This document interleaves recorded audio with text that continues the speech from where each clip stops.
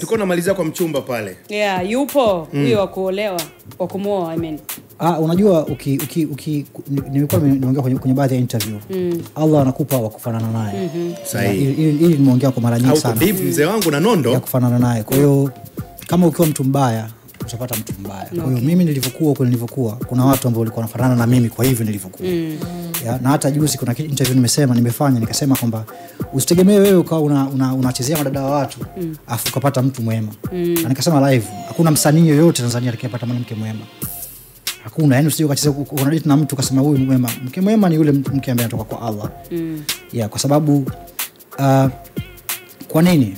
Na swali lako nalikumbuka. Kwa nini? Kwa sababu ili uwe na peace kwenye mahusiano ni lazima upate mwanamke au mwanaume anayemjua Mungu, kwa sababu kuna vitu atakuwa afanye kwa ajili yako. Imani. Atakuwa anafanya kwa ajili ya Mungu.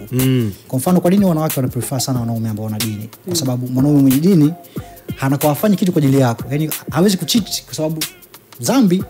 Kwa hiyo wewe unataja kukagua simu yake. Imani na muongoza. Yeye anajua mimi dhulma siwezi kupiga mwanamke, siwezi kunywa pombe kwa sababu ya Allah, si ndio? Kwa hiyo unakuwa na more power na furaha kuishi na mtu kama huyo. Same thing kwa wanaume. Mwanaume kwa na mwanamke ambaye yeye mwenyewe tu afanye kitu kwa ajili yako, kwa ajili ya Allah. Lakini sasa tupo kwenye dunia ambayo wewe msanii, mwanamke wako anamjua Stukizi, mwanamke wako naye anamjua fulani.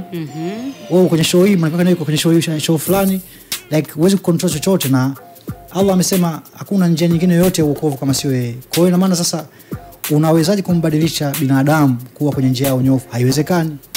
Ndio maana nasema unapewa kufanana naye. Kwa hiyo kama wewe ni mtu wa ovyo utapewa mtu wa ovyo. Tumeona ndoa ya Manara juzi imepotea. Sisemi kwamba amekuwa mtu wa ovyo, lakini unapewa kufanana naye. Na usitegemee kwamba brother labda na wengine wengi watapata wanawake walionyooka kama wao wenyewe hawajanyooka. Kwa hiyo lazima kwanza uamue kunyooka, sema okay, mimi naanza kuswali swala 5 sasa hivi.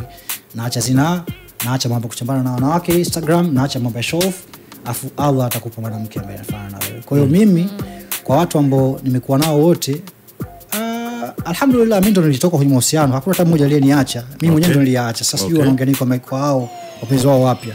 Mimi ndo niliwaacha na kuna kitu kilikuwa kiko sawa. Na sifikiri kurudi kwa hata mmoja. Nadhani sasa hivi nahitaji mwanamke ambaye anaendana na mimi kwa hivi nilivyokuwa. Yupo ama hayupo? Naonana na watu, naongea, kuna vitu naangalia. Of course mimi ni kijana wa kisasa.